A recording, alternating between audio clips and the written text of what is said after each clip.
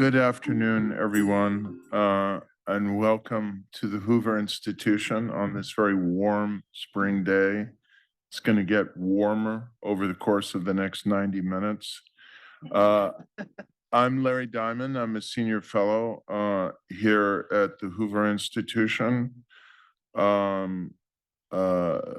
Glenn Tiffert, I've been co-leading the program on China's global sharp power. And with Admiral Jim Ellis over there, I've been leading the program on Taiwan in the Indo-Pacific region.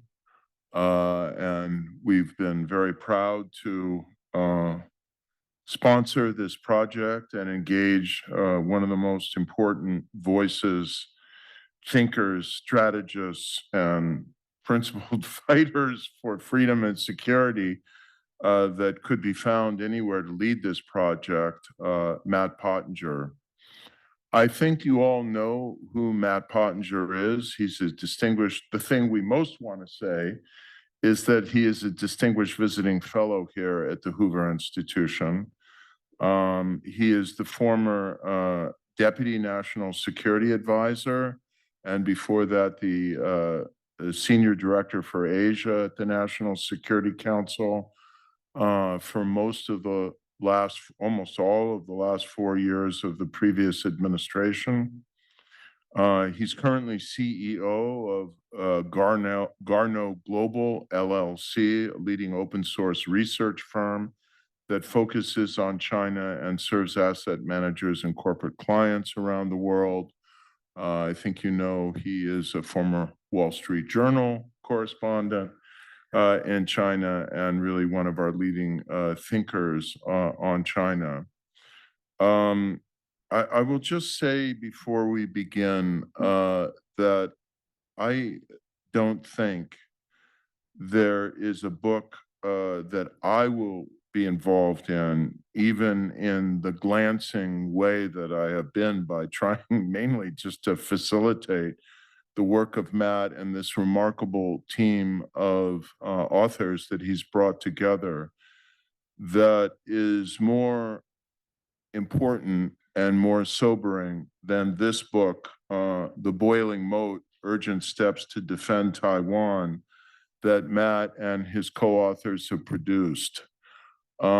We've got three existential challenges to, I'd say, freedom and security in the world of immensely consequential geopolitical nature. Two that are raging now in violent conflict in Ukraine and Israel-Palestine. But if this were to turn violent, kinetic, it would dwarf anything else we're looking at in terms of the consequences for the United States, obviously for Taiwan, but a point that I have tried to make for the future of freedom in the world, not just in East Asia. So when Matt brought to us the concept for this study, the idea of this study and the urgency of this study, you know, we just said, we have to make this happen and it has to be done as soon as possible. And this is a man, in case you don't know, this is a man that really gets things done. And I just want to pay tribute to you, Matt, and your co-authors for the intellect, the urgency, the quality, the sense of responsibility, and the originality of what you've brought together here. So with that, let's talk about your book. And this won't be the last time in the next few days that you get to hear Matt talk about this book, because I think they'll get to hear about it on Face the Nation soon. Is that? I think so, on Sunday. Right. Yeah. Mm-hmm. So you can tune in there to Face the Nation. But, you know, why don't you tell us a little bit about this book and, you know, really what the central premise is to get us started. Yeah. Well, thanks so much, Larry. Thanks for your mentorship through this whole project, and thanks to the co-authors, several of who are here today, and you'll get to hear from them in just a few minutes. we decided to focus on the military dimensions primarily of what is already an incipient crisis in the Taiwan Strait. And that's not because we don't think the diplomatic and the informational and economic and other tools of statecraft aren't important. They are very important, but they're not going to work if they aren't built on a solid foundation of hard power. Credible hard power is the cornerstone of effective deterrence. And we're at a moment right now in the world, as you were just alluding to, Larry, where we're watching successive, sort of a cascading event of collapsing, failing deterrence on the part of democracies. The Taliban overran a democratic government that we'd invested 20 years of hard work into building. And it's no coincidence. I'm sure the history will eventually show that played directly into the calculus of Vladimir Putin to launch a full-blown invasion just 6 months later into Ukraine. And I think it fed into Iran's calculus with its various terrorist proxies, including Hamas,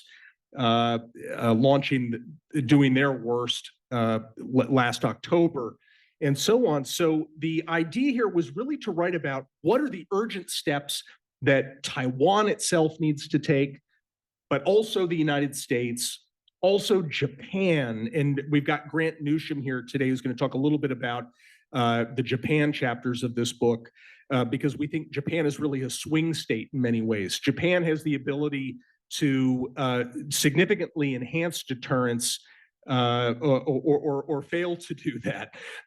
But we also have a lot about Australia, and also Anders Fogh Rasmussen, the NATO Secretary General, contributed a great chapter about what Europe needs to do to understand that this is actually a European problem, just as much as it is a Taiwan or Japan or Korea or Japan or South Korea type of problem.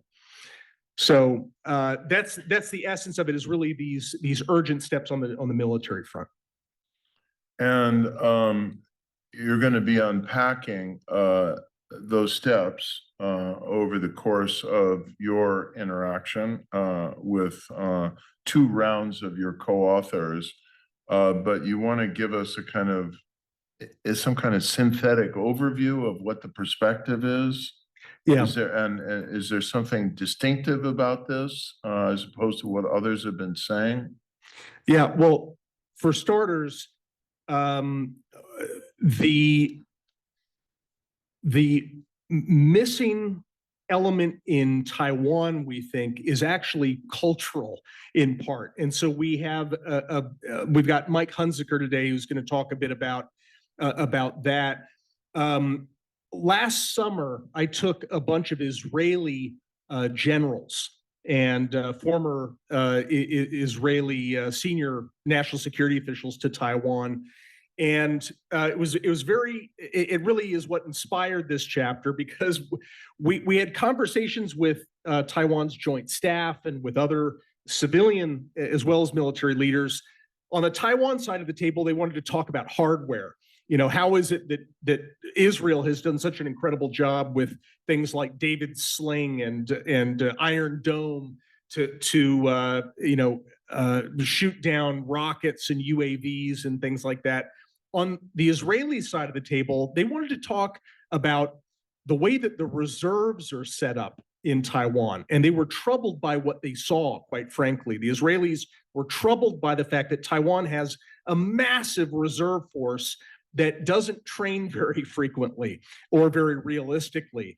And so we have a whole chapter really looking at a very fast and urgent set of steps that we think Taiwan needs to take in terms of its military culture, but also bringing in the civilian participation in the defense of Taiwan, because that's going to be something that strengthens deterrence. The big paradox of deterrence is you have to show that you're ready and able and willing to fight in order to not have to fight. Just like George Washington used to say in his first address to Congress, being prepared for war is the best way to maintain the peace. So on the U.S. front of it, part of the overview is really that the United States has fallen into a bad spot with respect to munitions manufacturing. It's not because we lack technology. In fact, we focus in the book on technologies that already have been proven. We're not talking about waving a magic wand and fielding technologies that have only been imagined but not yet really tested. We think we're actually quite optimistic that we can deter Xi Jinping, and deterrence is really about that one man, by the way, given the nature of their system. We can do that if we show that we are capable of fighting not just a big battle, but a prolonged conflict. And Xi Jinping's calculus, and as you read Chinese People's Liberation Army doctrine, they're starting to think about, geez, how would we fight a longer war? One of the lessons from Ukraine is sometimes the quick first phase of a war doesn't go as planned. The aggressor stumbles, and then it turns into something more prolonged. We are not manufacturing the type of munitions or the quantity of munitions that we need to actually help deter this conflict. And then Japan, again, it's really that Japan is the swing state. Japan, when we have private conversations with Japanese officials, we find that there's a recognition that Japan is going to, if Beijing decides to attack Taiwan or even blockade Taiwan, Japan's going to be sucked into this thing. There's no avoiding it. But there's a reluctance to talk publicly about that. And unless we don't talk publicly about it, we're going to have a much tougher time actually deterring that conflict. So let me just say, for anyone who's standing, we've got seats if you want to just merge in. Don't feel like you're going to be rude. Now I will reveal something a little bit personal, not very personal. Early in this project, you really urged me to read the second volume of William Manchester's unforgettable 3-volume biography of Winston Churchill, The Last Lion. And that volume 2 is Winston Churchill alone, 1932 to 1940. I will just make a statement and then ask you a question. The statement is that book, which is, of course, a history about 1932 to 1940 in the UK and Europe, is something I knew the broad contours of, right? I think most people in this room know it well. But reading it in that way from beginning to end had an incredibly powerful impact on me. And it reminded me of the title of Gabriel Garcia Marquez's novel, Chronicle of a Death Foretold. So why did you ask me to read that book? Why did you read that book? What was the impact of you on that book? And what is the connection of that book to what you're writing about? Look, there are a lot of people who've caught on to this analogy that we're living in a moment right now that is very 1930s. And when I read that book last year, it had the same effect on me that you just described. It was heartbreaking to watch this mistake unfold, because democracies, the United Kingdom, France, but also the United States, believing that it was protected by an ocean, did not take the steps at the critical early stages that they would have needed to take in order to deter or defeat early Adolf Hitler. And it is, I'm seeing the same pathologies playing out today, except it's not the UK as much as it is the United States, where we have a creeping isolationism in both parties. I don't think it's mainstream, but I do think it's creeping forward like weeds. And it is predicated on this idea that, an unwillingness to come to terms with the nature of the aggressor. is this belief that it's constantly making excuses and apologies for them. Well, yes, well, they've really had a hard time and they just want a little bit of living room, or well, maybe the Rhineland should be remilitarized, and step after Well, step. it's not that big a deal. It's not that big a deal. We can live with that, and so we're seeing a lot of that same. Remember Jean Kirkpatrick's old line? She said, people aren't thinking like hawks or doves; they're acting like ostriches. It's just putting their head into the ground and saying, no, this isn't really. We're not going to let this disrupt us, and coming up with those psychological sort of crutches that allow them to permit aggression to unfold in real time. We're in a very similar moment right now. So maybe we could just dig a little deeper into the motives for this moment and for the head in the sand, ostrich-like mentality.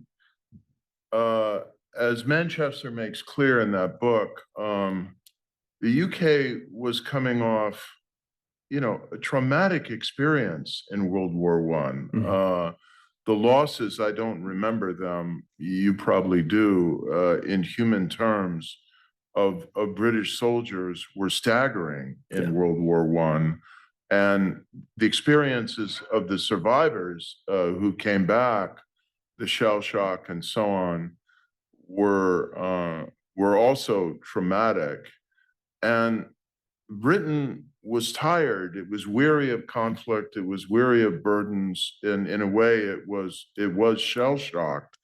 And so there was a desire to just, rationalize, I think is a way to put it.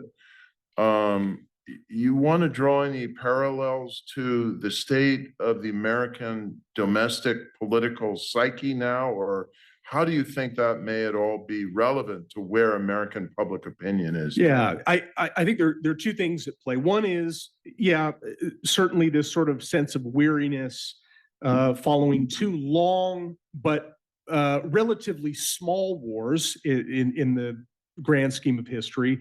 Our war in Afghanistan that lasted 20 years. I deployed twice to that battlefield.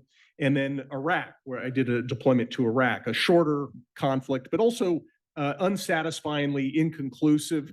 And of course, the Afghanistan experience really looks like a loss, and probably an unnecessary one in my view. But so that's part of it. But I think we also don't give the American people enough credit.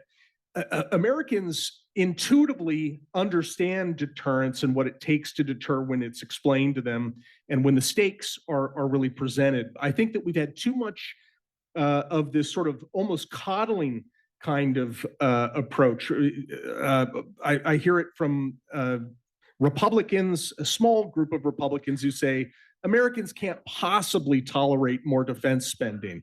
Even as we've just spent trillions of dollars in new spending on infrastructure, progressive sorts of initiatives under President Biden, as well as, of course, the money early in his tenure towards COVID. He's now looking to try to relieve hundreds of billions of dollars in student loans, and yet our defense budget is shrinking. It is shrinking in real terms. The U.S. military is smaller today in terms of personnel than it has been since the late 1930s. Why would we forget the lessons written in blood right now? I think the American people will understand that we actually have to reprioritize in order to avoid a worse catastrophe than what we already see unfolding in the Middle East and in Europe. Okay, you say they will understand. That's a hopeful statement. I think the polling supports it. Okay, it does. But very soon, in just 2-3 minutes, we're going to invite up the first of our two panels of your engaging your co-authors. That first one will drill down in depth to what Taiwan needs to do. The second panel will drill down in depth to what Japan and the United States need to do. But in order for everybody to do what they need to do, they need to be convinced, the public, these are all democracies in Taiwan, in the US, in Japan, and in NATO, and so on. They all need to be convinced publicly, democratically, that they need to do what they need to do. I think you've had the kinds of conversations I've had. You just talk to a random family member at a, you know, at a larger family gathering over Thanksgiving, or, you know, at a picnic, or, you know, a friend in the neighborhood, people who are not part of the Hoover Institution or a part of our networks. And you start talking about the possibility of this, they look at you like you're from Mars, and they say, we're not going to fight a war with China over this. So do you have any thoughts about not the details in this book, but at a larger level of framing and rhetoric and, I don't know, even moral appeal? Yeah. What needs to be done to persuade the American people that, tired though they are from protracted military engagements, fatigued though they are fiscally from the tens of billions we provided to support our democratic allies in Ukraine and Israel, that this is, you know, to go back to John F. Kennedy in his 1961 inaugural address, a burden we must bear. Yeah. Well, in a couple minutes, I'm going to let Andrew Erickson and Gabe Collins talk a little bit about what's at stake. If we were just to say, okay, yeah, let's let Taiwan be coercively annexed. What does that look like? What does the world look like the next day? It is not a pretty picture, and they're going to paint it for you in just a minute. But what I would say is going back and showing people the history. You know, people can relate to that period of the 1930s and what followed. People forget how isolationist our instincts were in the 1930s. The Republican Party was defined by isolationism. In fact, Senator Vandenberg was an isolationist until the war happened, and then he ended up becoming Harry Truman's key ally in the US Congress, who helped push through the Marshall Plan and the creation of NATO, and really helped us wage the Cold War so that we wouldn't have to fight a third world war.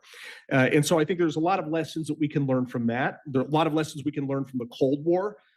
You know, I hate Cold Wars, except for all the other kinds of wars. You know, it's a lot. It beats the alternative greatly.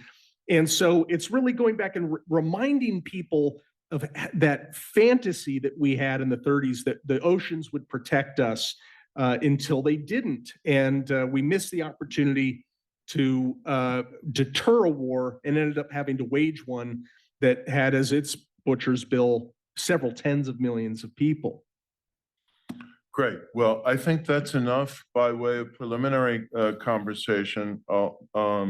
I will return to this chair after Matt has an opportunity to engage his co-authors, and we will take your questions and questions from our listening audience online.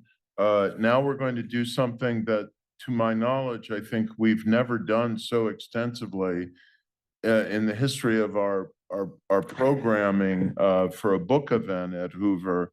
We're going to bring up in two, you know, in two heats and in two parts, many of the co-authors of this book. So you know who you are, and so we'll invite the first round of co-authors to come. It's great.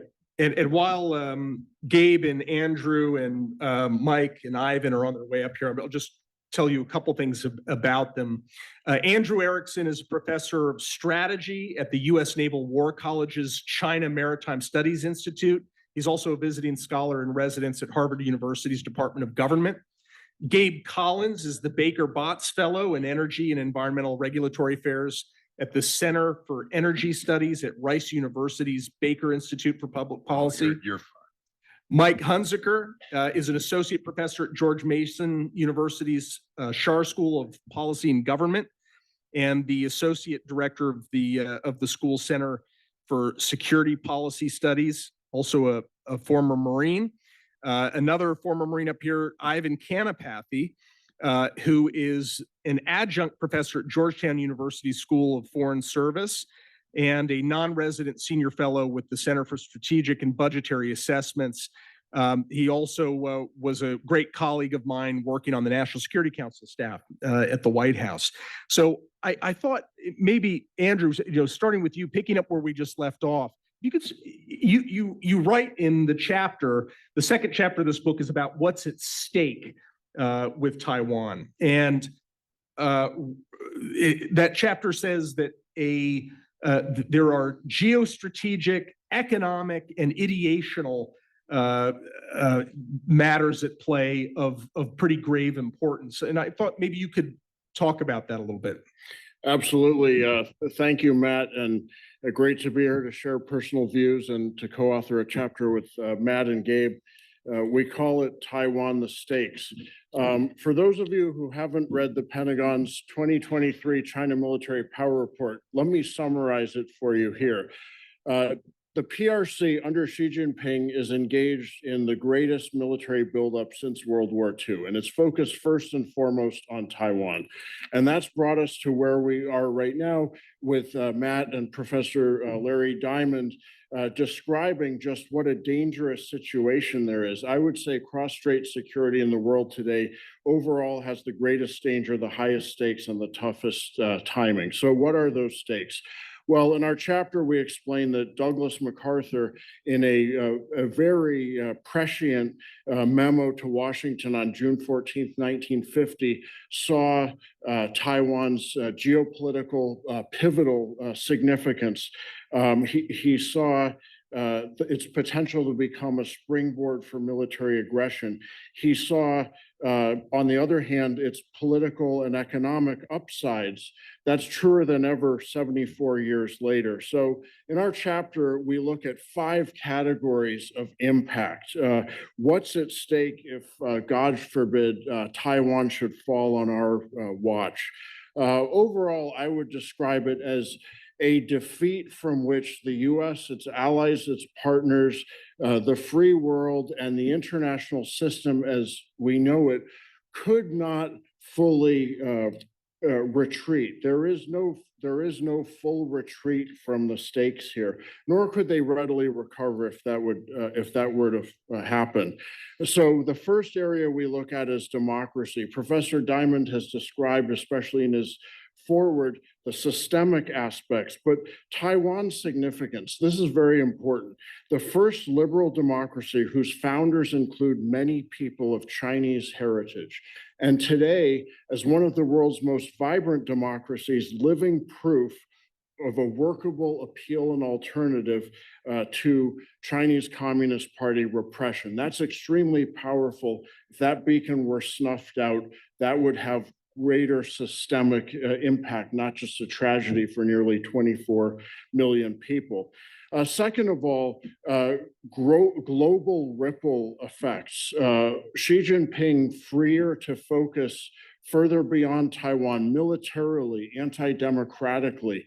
This would unleash pressure beyond which Matt and Mike Gallagher and others have documented well as starting to convulse the international system today.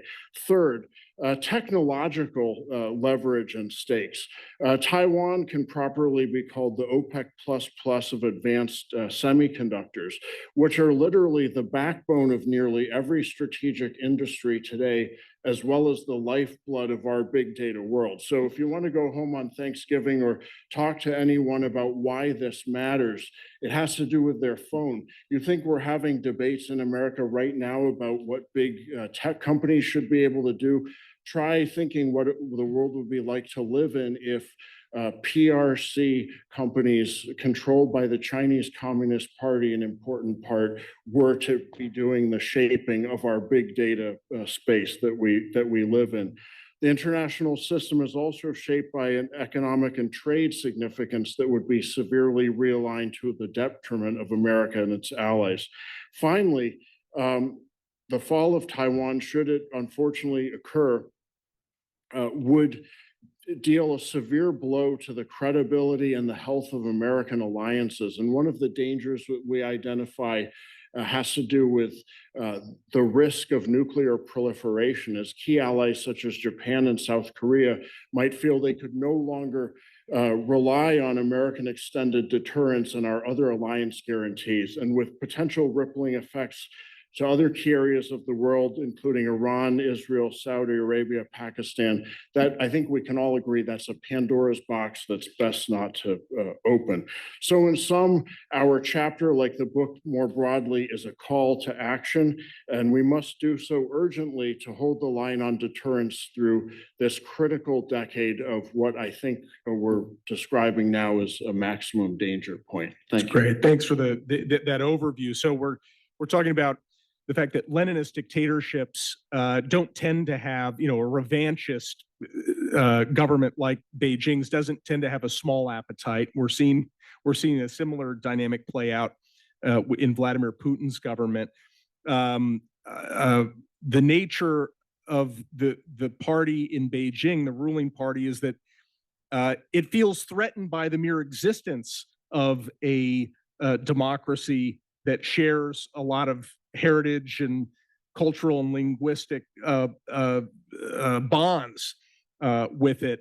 When we talk about semiconductors, Gabe, maybe you could talk a little bit, drill in just a little bit on this idea of what does it look like the next day? I mean, if Taiwan is coercively annexed, what are the ripple effects in the semiconductor space? And is there anything to this idea that you could have a silicon shield, that Beijing wouldn't want to attack Taiwan because Beijing, the Chinese economy also depends on high-end semiconductors made in Taiwan? Talk a little bit about that, and maybe a little bit also about the nuclear consequences of proliferation.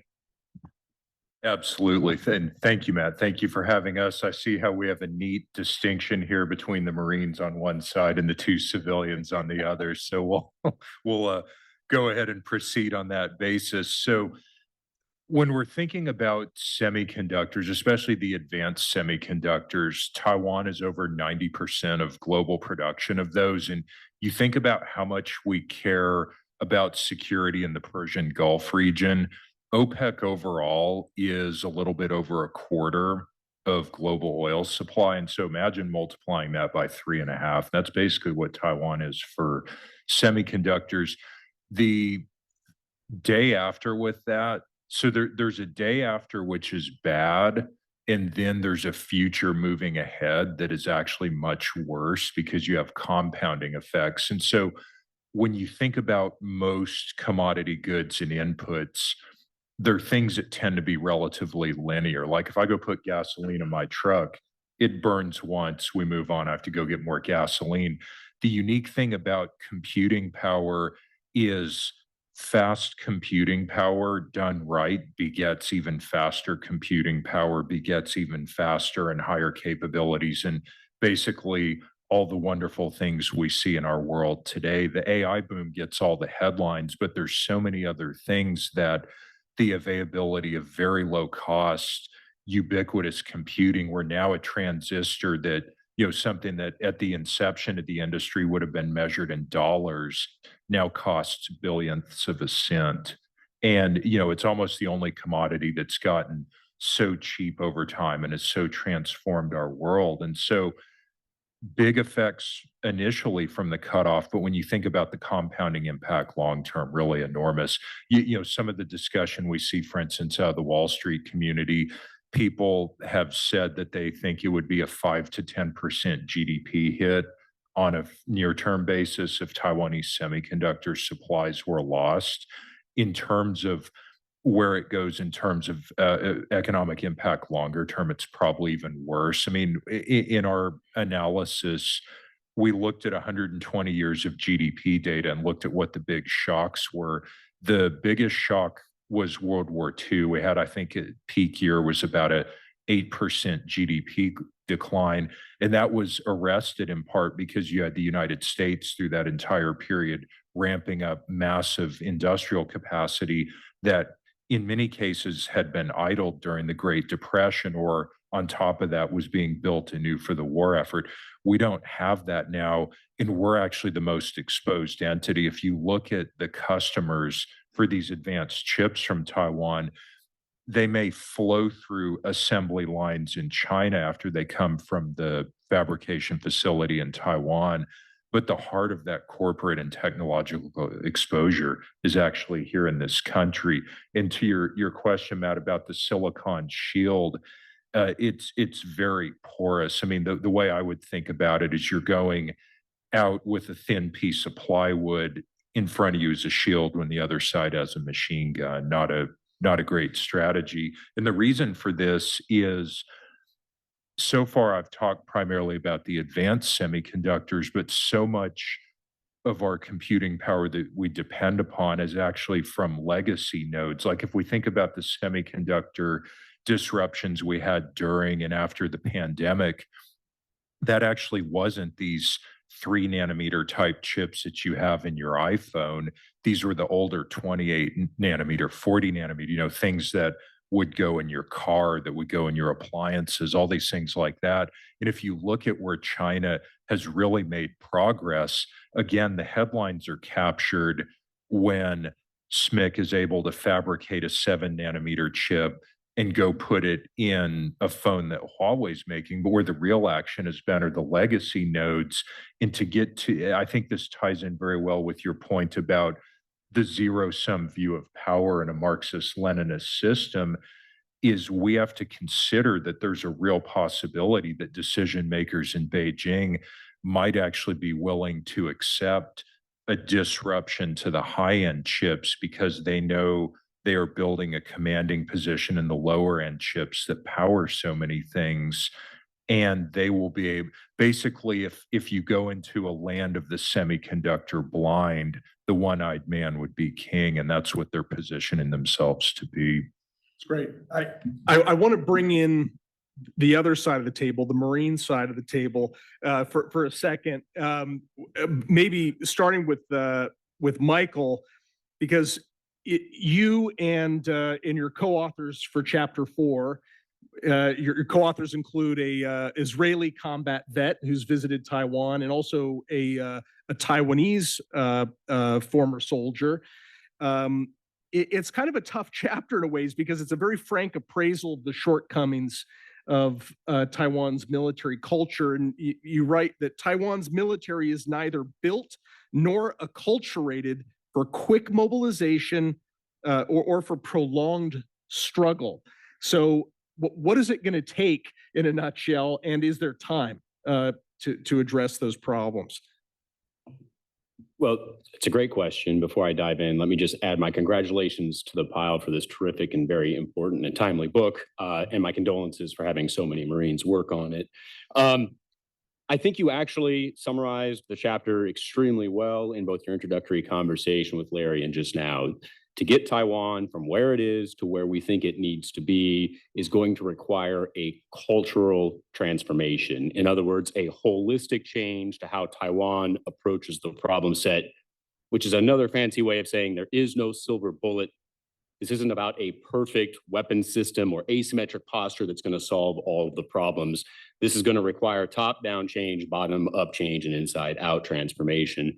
And as you said, to make that practical, because cultural change, it's amorphous, to really nug down into steps that we think Taiwan can take, that it should take, that time is of the essence, but these are achievable in some realistic time frame, that really there are two things that need to change.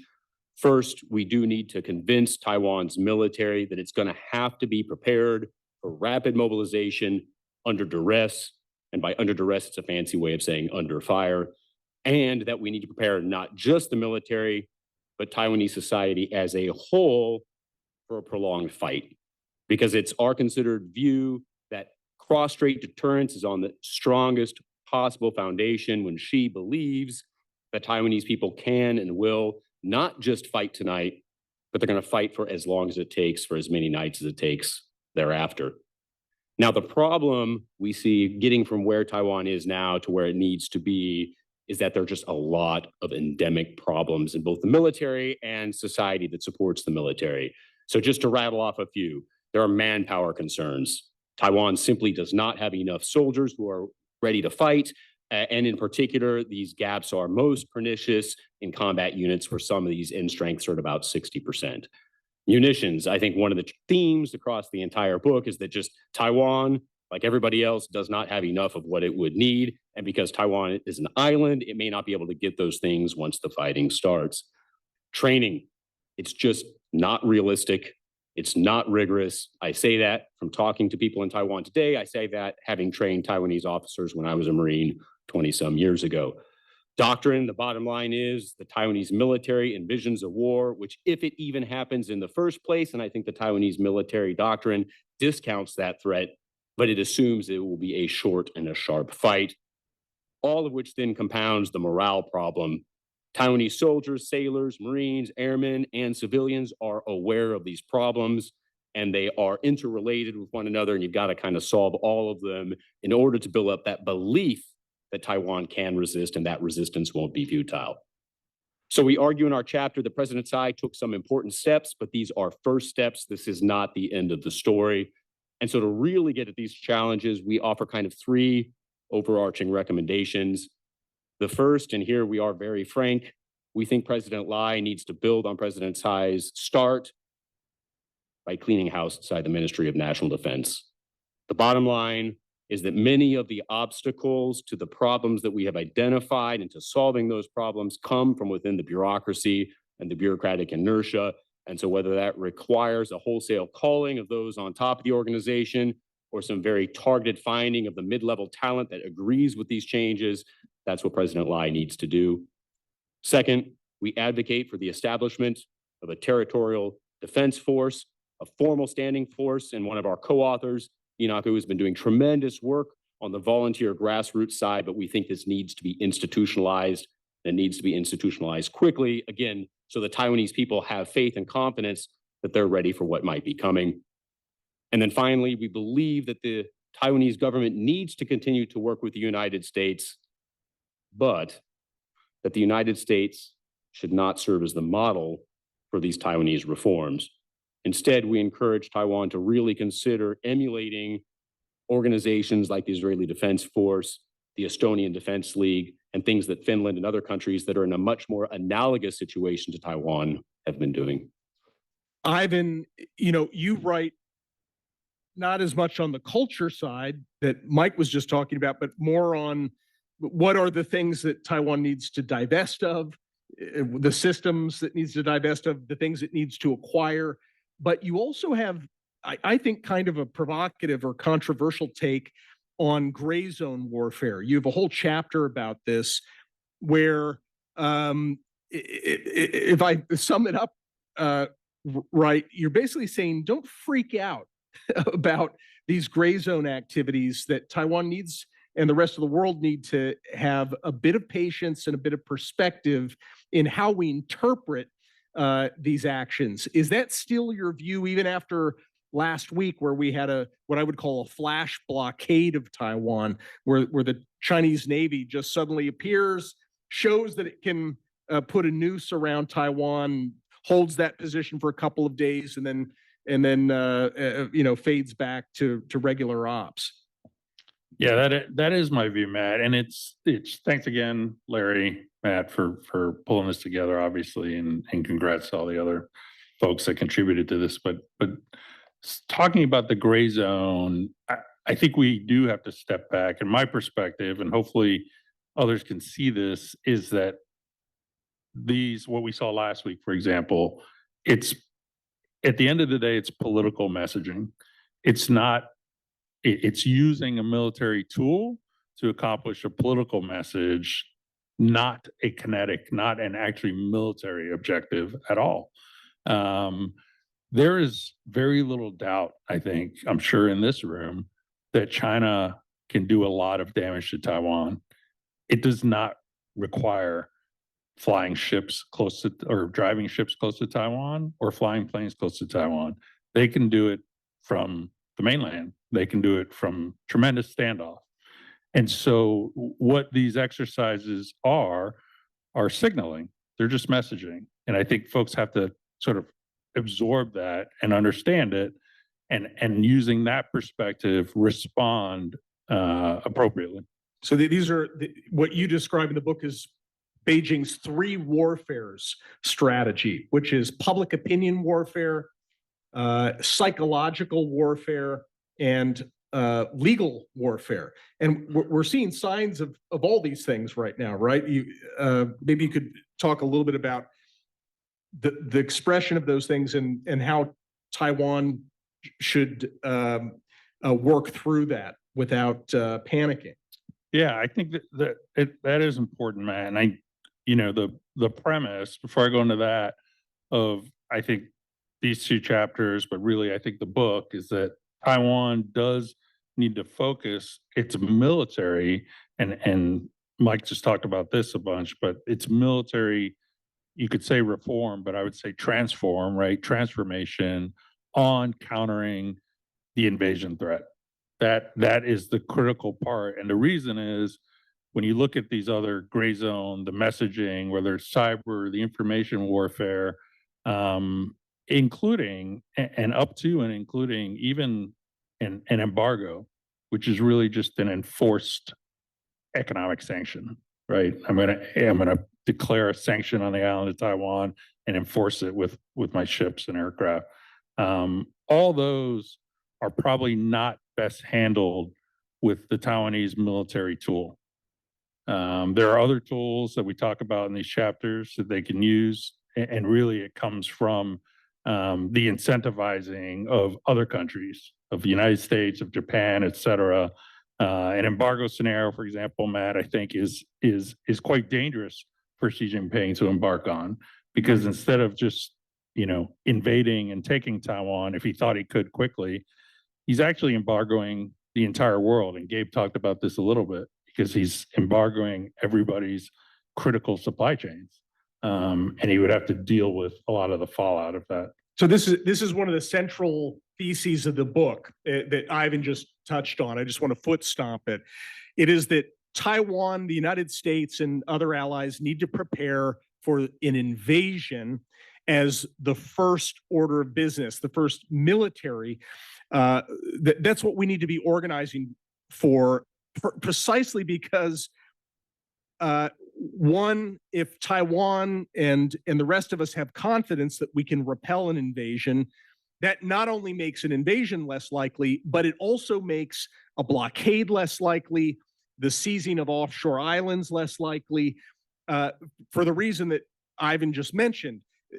Xi Jinping, if he's going to go as far as imposing a blockade, he's only left with two choices after he's done that. He either has to back down, or he has to go even farther to finish the job if a blockade is insufficient to bring down Taiwan, as we think it would be. So there's a lot of debate within Taiwan about, well, maybe they need to buy more expensive ships and things like that to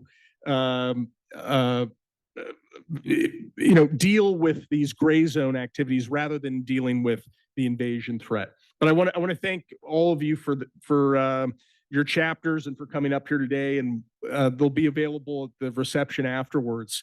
We're going to move to our second panel now. And while the second panel is making its way up, I'll just tell you a little bit about them.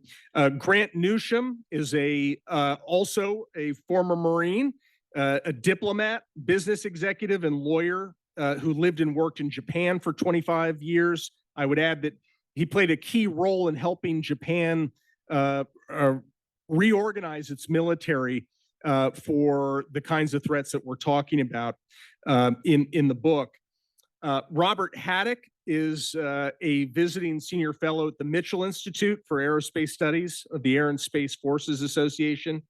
And Ike Harris is vice president for government strategy at Exeger, where he directs the integration of strategy to deliver state-of-the-art supply chain risk management technology. And he's a sailor as well, a U.S. Navy veteran. So it's great to have all of you up here. Grant, why don't we start with your chapter about Japan's role here? because, as I alluded to at the top, Japan is, as you put it, a golden key or a swing state in terms of being able to significantly enhance or fail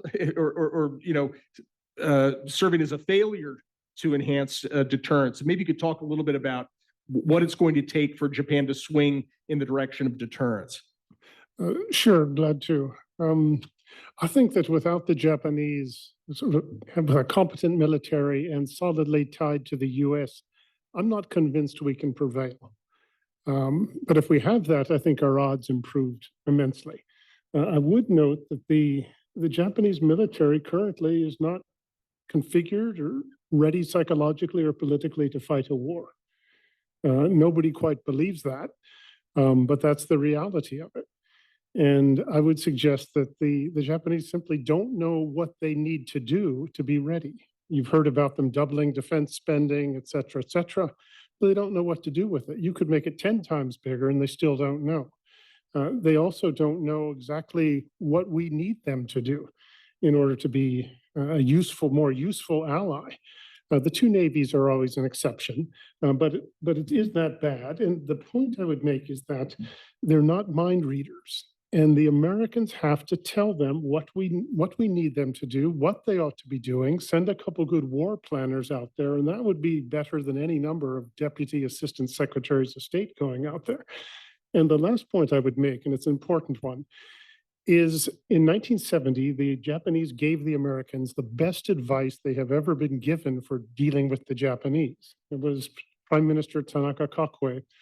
When the Americans were hemming and hawing about putting USS Midway, a carrier, in Yokosuka, and the Americans were thinking of all the excuses why they couldn't do it. It's too hard, it's politically sensitive, there's an election coming up. Word was passed to the Americans via a Navy Lieutenant Commander named Jim Auer. And the message was, tell us what you want, tell us what you need, and don't back down. And that is the best advice the Americans have ever been given, and they've steadfastly refused to follow it. So, okay, good. Thanks, Grant. Maybe you could just add just a couple of the recommendations for, what are the steps that you think Japan should be taking? Sitting in the role of helping them read our minds. What are some of those key steps that are going to make them look more formidable and that are going to enhance deterrence? well, first you have to have the Japanese military able to conduct joint operations, so the air, sea, and ground can actually operate in a coherent fashion. They could use a radio with which the three services talk to each other. But as importantly, beyond money and hardware, and there's a tendency to think these silver bullets are going to do things, are going to win wars, you actually need to get the joint part right. But you actually need to make service in the Japanese military a respected profession. Talk it up, pay for it. I mean, the reason why they miss recruiting targets by 20% every year is because it's a life of servitude. It's that bad. And they have got to really say, make it a respected profession, give it the respect it deserves, and make it clear to them, this needs to be a war-fighting military. And make sure the Japanese public understands this as well. Japanese politicians and officials need to speak up and level with the public. And when they do, you'd be surprised just how well the Japanese respond. So that's something I would recommend. And if the Japanese public knew the state of the Japanese military and their defenses, they would be outraged. But when it is explained to them why Japan needs to get its defense in order, the Japanese expression you hear is atarimae, which means like, well, yeah, what's the big deal? But in the Japanese Diet, their legislature, it's probably 80% of them don't understand what the problem is. The Japanese public does. So I'm actually optimistic if you do the right things. They also need to have their logistics and all their medical care, their reserves, all the things you need to be able to support a fight, support a military, that needs to get in order very quickly. But the Japanese do things quickly when they have a reason to. So we write in the book that there are two cures for isolationist thinking. One is your enemy wages war against you. That's one way to cure it. The other preferable way is through morally courageous leadership. And I think Grant is talking about that role, just like Larry and I were talking about the role in the United States of leaders who are explaining the problem and have faith in our people, just like in Japan. I also have faith in the Japanese people that they're going to see what is necessary, but they have to be asked first.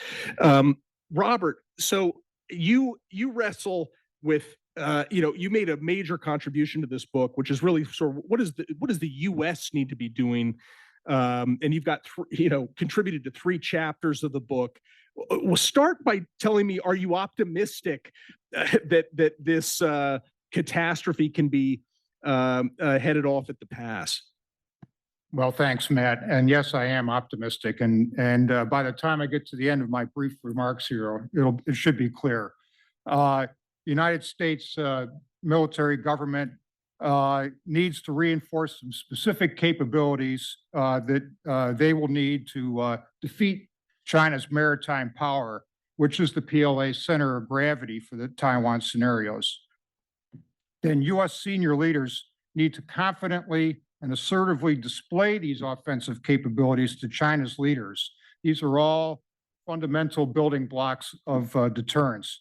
We have what we need technically to do these things, but what we're missing are senior leaders in the U.S. government willing to make some simple decisions and display some urgency and confidence about the situation. So reinforce what capabilities exactly? First, the U.S. Navy's attack submarines. Second, long-range strike aircraft. The Air Force's 140 long-range bombers, plus the Navy's over 100 missile-armed long-range patrol aircraft.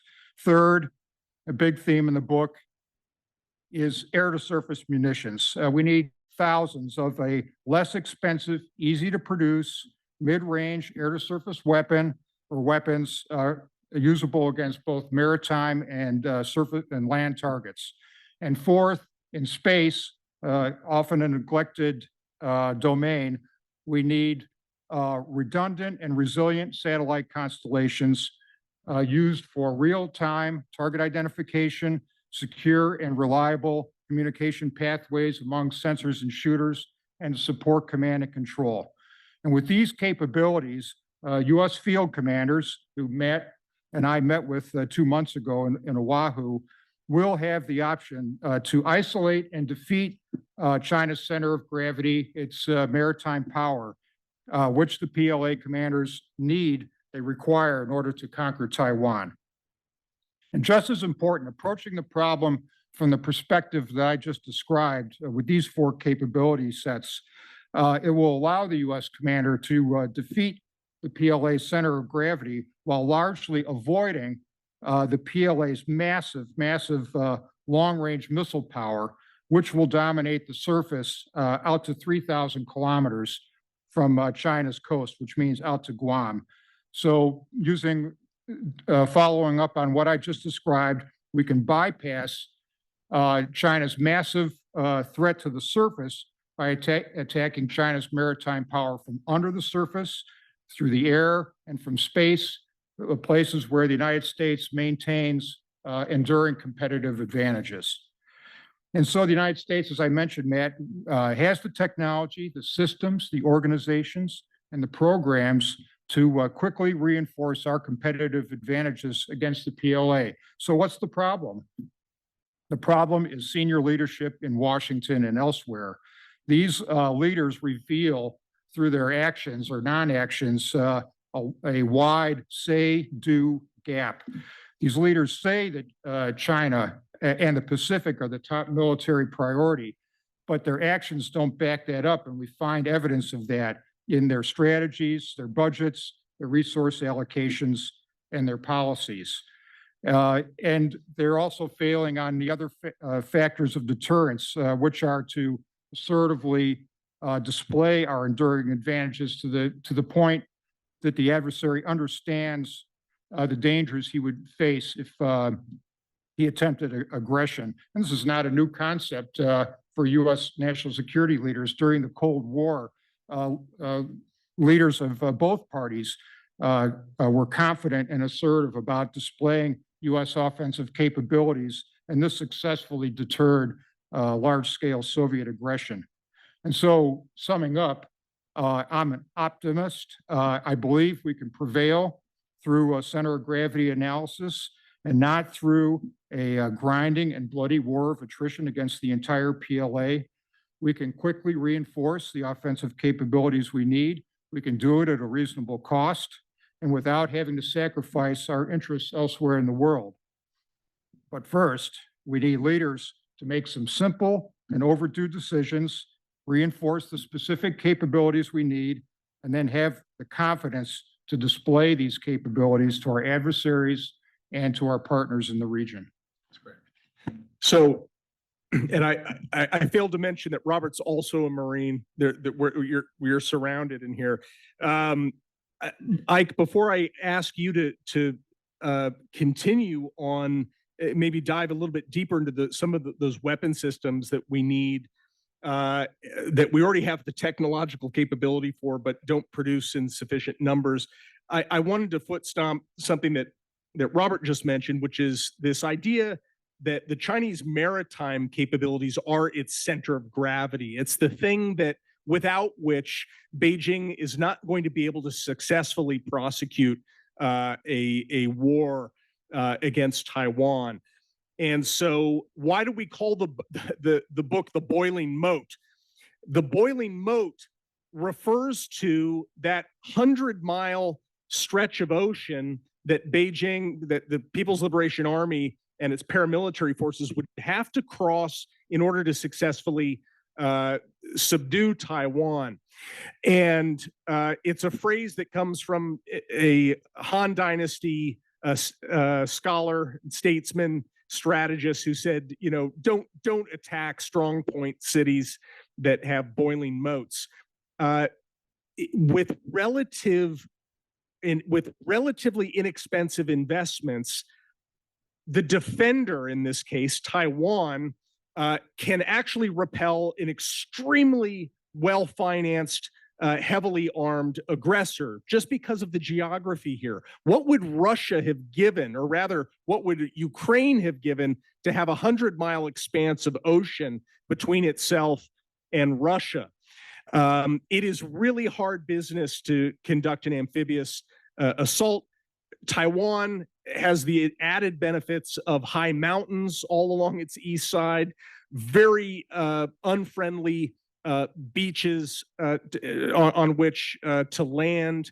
It wouldn't take too much for Taiwan to be able to close down its ports so that China wouldn't be able to co-opt them for an invasion. Ike, tell us a little bit about what these capabilities are that the United States needs to be adding to our arsenal, and how do we add these things faster than we've been able to do with this 20-year posture we've had fighting counterinsurgency wars as opposed to fighting a peer rival. Yeah, I think going back to what you said at the beginning with Larry was that we've lost deterrence. We've lost effective deterrence, right? And you know, I think the actions in the Red Sea over the last several months with the U.S. Navy and the Air Force, they've shown that we have, I mean, just unbelievable capability. I mean, the exchange of U.S. Navy destroyers and F-18s taking down, you know, sophisticated Iranian missiles, anti-ship ballistic missiles, doing this on a day in and day out. I just talked to a shipmate that came back from the Ike strike group a few weeks ago. I mean, this is just, it's so effective that we don't hear about it in the news anymore. And this is a change in the history of warfare. This hasn't happened ever, but certainly at the volume that we're seeing it today. And we've done it so well that it's just sort of like another day, right? So our stuff works. It works really, really well. The problem is we don't have enough of it. And the Chinese know that.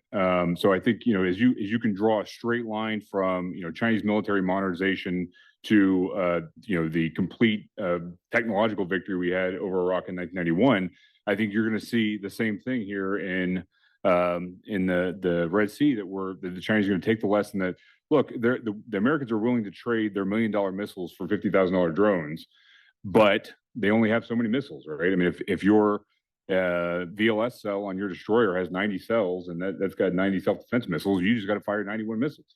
And the Chinese calculated that number and they built it.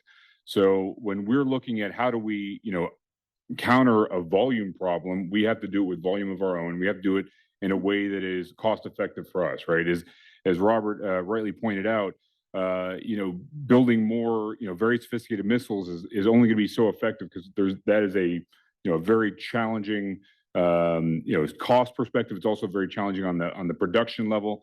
We have, thousands, tens of thousands of JDAMs, right? We've had them for years.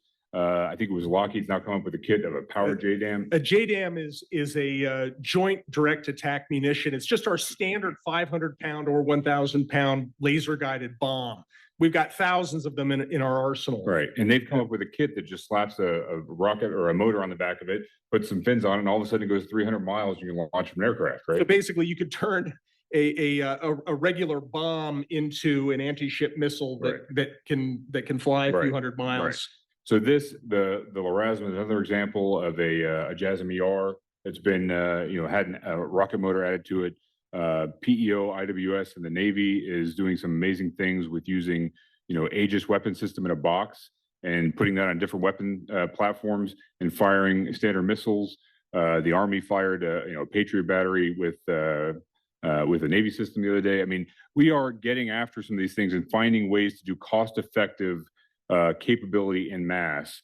But to Robert's point, it needs Pentagon level, brave leadership to say we're going to have to take a knee on some of the sacred programs we've had over the last several years and say we're going to dump some money into munitions and we're going to do this and make it a strategic investment to show that we have the interest, the capability, the capacity to conduct a long-term conflict in the Taiwan Strait. If the Chinese know that we can last 45 days and on day 46 we're out of Schlitz and they're ready to take over, then they just got to last 45 days, right? We have to demonstrate the capability and the capacity to last as long as they can, and then we can restore deterrence, to your point.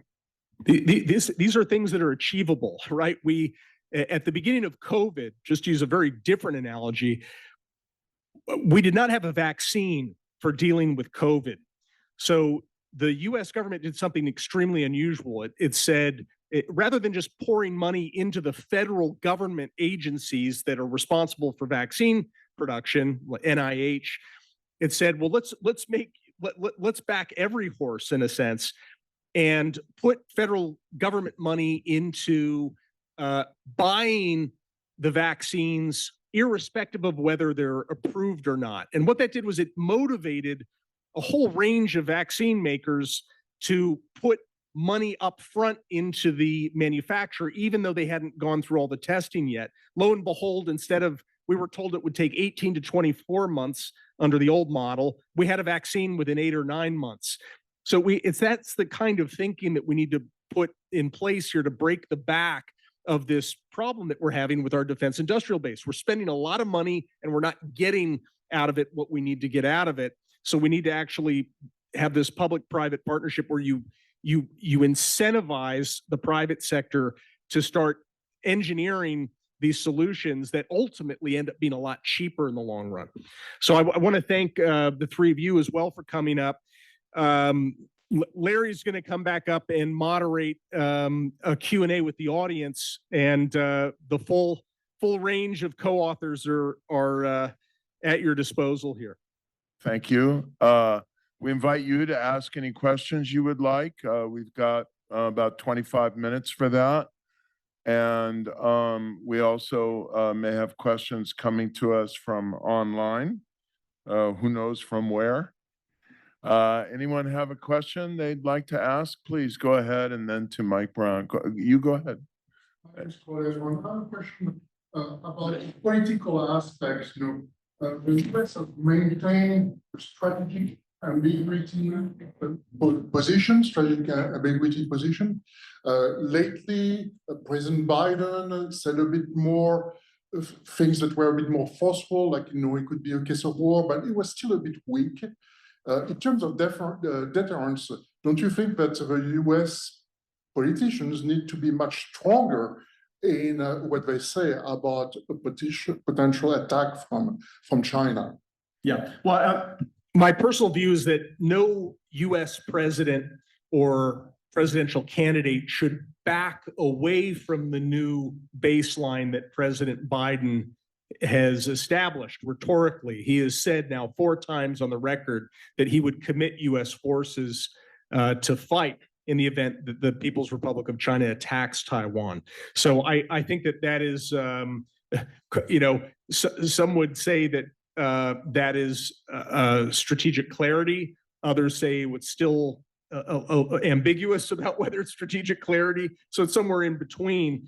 But at a minimum, I don't think anyone should back away from that standard. Ultimately, what's going to matter, though, is whether we demonstrate that we are confident that we have the capability, especially with our allies by our sides, to effectively repel an invasion. And what we should be focused on is eroding Xi Jinping's confidence, his optimism that he would actually be able to get away with something like this. And it's going to make it another statement is all well and good, but it really is that quiet activity of amassing a robust set of capabilities, showing that we can interoperate with Japan, that Taiwan feels confident, knows what its role is in a conflict. Those are the sorts of things that are going to erode Xi Jinping's optimism, that sense of optimism. Optimism is a harbinger for war. When aggressors develop an overweening sense of optimism about what they can achieve, that's when you really need to be careful. And I fear that optimism, that sense of optimism, is waxing right now in the mind of the dictator who's going to decide the fate of the world, whether or not to attack Taiwan. So we have to be sincerely confident, and they have to have their confidence diminished. Mike? So Mike Brown, visiting scholar at Hoover. So building on your last point about other capabilities, appreciated what you and Ike talked about in terms of increasing munitions, energetics production. That's going to take years because that just doesn't turn on a dime. What about the other capabilities, drones, what we're seeing in Ukraine? So in the air, subsea, I would have expected that to play more of a bigger role. Maybe it does in the book, but I'd love to hear you talk about how that could be another dimension of capability we bring. Sure. Yeah. Robert or Ivan, do you want to talk a little bit about that? We do look at those capabilities.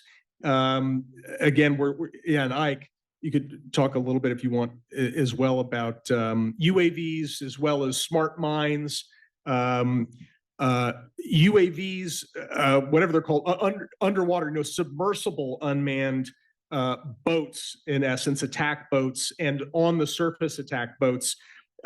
Some of you may have seen videos that have emerged from the Ukraine war, where major battleships, destroyers and other warships in the Russian Black Sea Fleet were destroyed by remote-controlled jet skis, essentially, that were jury-rigged with explosives and guidance systems by the Ukrainian military. And that didn't require years and years, right? They were able to build that on the fly under attack. But yeah, anyone on the team that wants to add to that.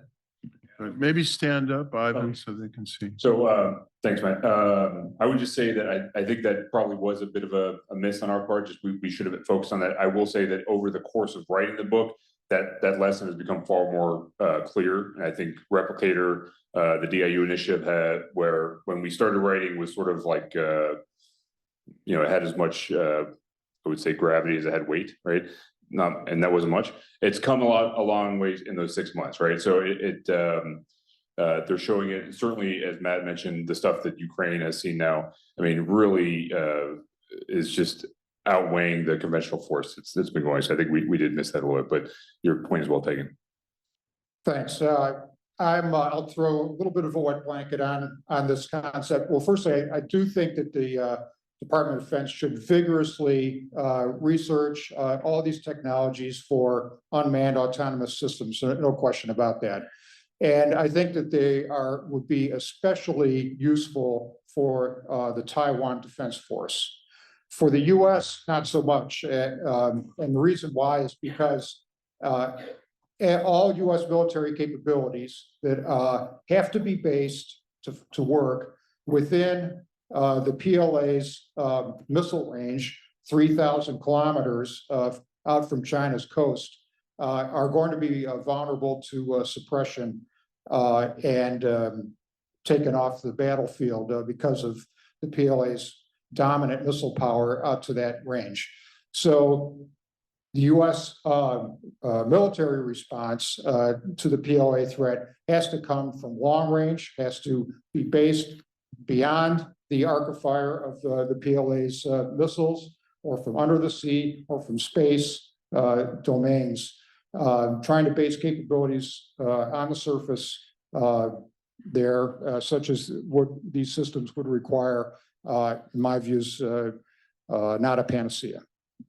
So, Mike, one of the General Chris Cavoli, who's a senior U.S. officer in Europe, who's made an observation that we write about in the book, that it's really about bringing kinetic fires to bear. That's going to decide this thing. And a lot of the legacy systems have proven to be pivotal in the war in Ukraine. And as he warns, don't sunset old technologies that could bring a lot of firepower to bear while, before the sunrise of these new technologies, or we might get stranded at midnight. Ivan, in his chapter 5, does talk about particularly Taiwan's, some of these capabilities that Taiwan should be procuring and manufacturing rapidly along the lines of what you're alluding to. One thing, Mhm. the Chinese have studied all of our superior capabilities and are ready for it. We need to surprise them with stuff they don't know about. Well, then let's not talk in too much detail about it here. Yeah, please go ahead. Maybe we can get the mic to you again, and then we'll come to Daryl Duffy. Sorry, but And secret, in my view, secret capabilities do not provide deterrence. The three factors of deterrence are capabilities, the will to employ the capabilities, and the adversary's knowledge of your will and your capabilities. Secret capabilities that the adversary doesn't know about, or doesn't understand, or thinks is a bluff, they are not going to reinforce deterrence. And this was a subject that came up when Matt and I were visiting with U.S. commanders and their staffs on Oahu. They're very confident in their secret capabilities that they believe will provide them advantages to win a war against the PLA. And they may very well win that war against the PLA, but what the problem is we're trying to prevent a war from occurring in the first place through deterrence. yeah. Okay, Daryl. Thanks, Larry. So your panel has explained really well how the military capabilities of Taiwan and Japan would need to be improved in order to conduct a war. Why is it likely that Taiwan and Japan were not already aware? And why would it be the case that if America were to explain to them what they need to do, that they would in fact choose to do that? Is it possible that they've decided they would rather not? Thanks, Daryl. Grant, do you want to take a stab on the Japan side of that, at least? Yeah, I have been hearing from Japanese, both military and civilian, for at least 15 years that I can remember, this expression, Taiwan's defense is Japan's defense. They know it very well. And they've actually, in some cases, I've heard them try to tell the Americans what the problem is coming from China and also related to Taiwan. And I've seen very senior US military officers dismiss that. Almost like, well, what do you people know about the Chinese? Well, a little bit. Another part of this is that the Japanese got, I think, pathologically dependent on the United States over the years. The idea being, well, we'll have this Japan self-defense force, and we'll call it a self-defense force because it isn't really a military, although it looks like one, and we're pacifists. But if somebody comes along and threatens us, we expect the Americans to exterminate them and to make up for any gaps in our defense. So I say it's this pathologic dependence. They're getting over that, but that shaped things as well. You will also hear the argument, well, we're pacifists. Or, well, you heard the answer I just gave. Well, it's a strange pacifism if you want others to exterminate the public or your enemies. Also, the Constitution. That is wielded by the Japanese as like a get out of jail free card in Monopoly. To do anything they don't want to do, you just have to tell an American diplomat, Kempo Constitution. And it works very well. And it's not a vote getter to spend money on defense in Japan any more than it is anywhere else. But there is, as I said, this recognition that you're seeing more of it, that Japan is in real danger. And they've known this for at least the last 10, 15 years, once the Chinese came at the Senkakus. So there is this awareness, but it's like a lot of things in Japan. I heard a Japanese anthropologist once say, the great motivator is the fear of embarrassment. And the Japanese will go to great lengths to avoid unpleasantness. But you have to get them more afraid, I would say, of a US administration than they are of their own Ministry of Finance to move things along. But it is this clear talk as you would to a friend, and treat them like an equal, and you'll get a very good response out of it. So as I say, that pathologic dependence is something we're paying for and trying to overcome it. Great. Yes, sir. I came from Taiwan. I am not Taiwanese. And actually, I'm pleased to hear all the speaker today. Is as a Taiwanese, sitting here, listen to the people talking about the Taiwan is kind of very mixing, And I can answer your question very quick. Taiwan knows the situation for a while, just like the Japan. But we have a law. We have to change the law so you can increase your number of the soldier, And Taiwan, if you are counting the soldier right now, it's almost the same number as the Japanese. And we have only 23 million people. And Japan have almost 120 million. And we have almost the same number of the soldiers between the Taiwan and Japan. Well, back to my question, actually. I really enjoy your talking about the blockade. And we in Taiwan, we heard about that. And actually, as you know, since the Pelosi visited Taiwan, the Chinese PLA, the aircraft or ship goes around the Taiwan every day. Since then, almost 2 years, every day. And I think we all understand the blockage, the situation. Okay, we're running out of time. And my question is very simple. Is there anybody know if the blockage happened, how the impact to the world economy and the economy to Japan and Korea? Remember, 96% of energy of Japan have to go through Taiwan. Okay, thanks. So what about a blockade, Matt, and the impact? I think you partially spoke to that. Yeah, so the big vulnerability that Taiwan has to a blockade is that it depends on imports for almost all of its energy. It has a few nuclear power plants that the previous government was actually working to shutter, and now I think they're wisely backing away from that position. But blockades are very hard to enforce. That's the flip side of this. If China wanted to really successfully impose a blockade, it would probably have to use missiles from deep inside Chinese territory, which could be very effective, sinking ships.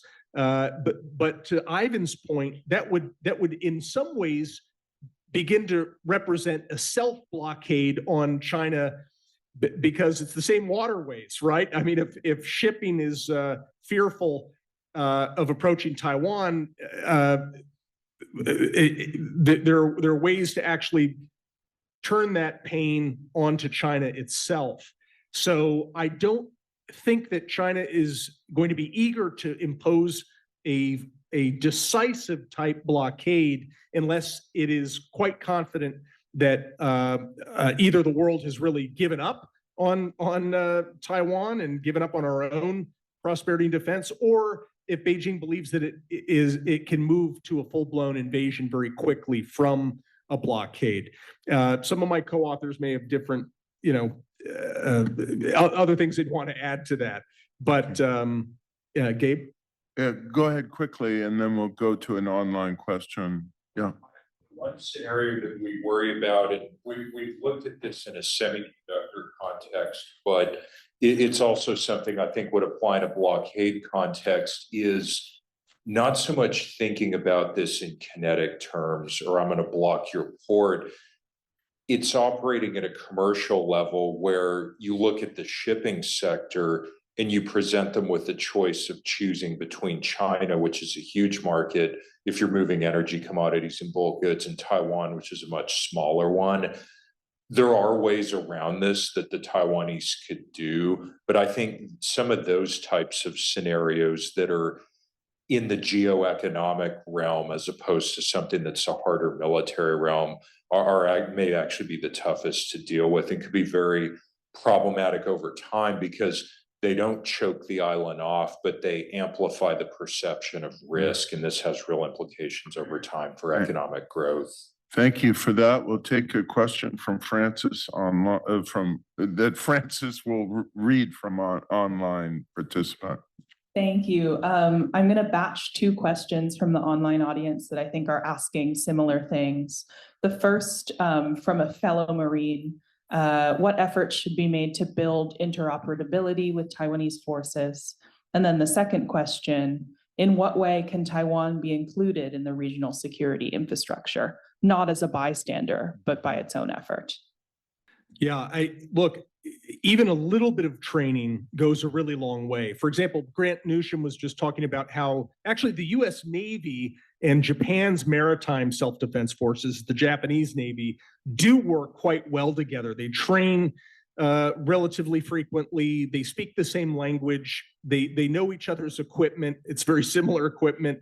And they also have the ability to link digitally to one another so that they have a common operating picture. I think that it has been mandated by the US Congress that the US military should be conducting these kinds of exercises with Taiwan. The Pentagon has refused to follow the law. I'm sorry to say that. It's not my opinion. I'm channeling Admiral Montgomery, Mark Montgomery, who is one of our co-authors who couldn't be here today, but he actually wrote that provision into the National Defense Authorization Act, and it became law. We need to be doing that kind of training. Ivan. Yeah, I think that's right, Matt. But I think especially in the sort of day-to-day competition sphere, when we're kind of talking about ISR and what you might call a concept called deterrence by detection, like we need to have Taiwan integrated in some of these IAMD or air missile defense that we have with Japan, et cetera. That's important. I think in a conflict scenario, though, it's less important.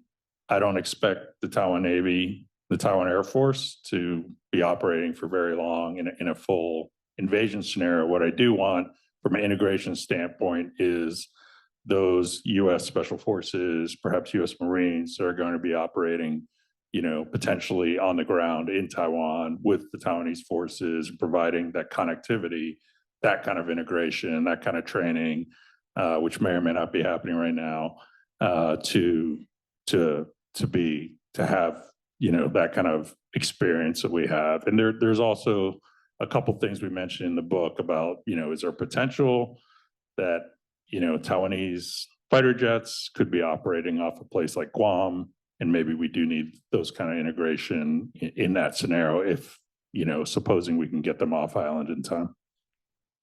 Okay, we're just about out of time, so I'll take one more question from Jake over there to my left, who is somewhere in between being a graduate student at Stanford and working on these issues professionally. So go ahead, Jake.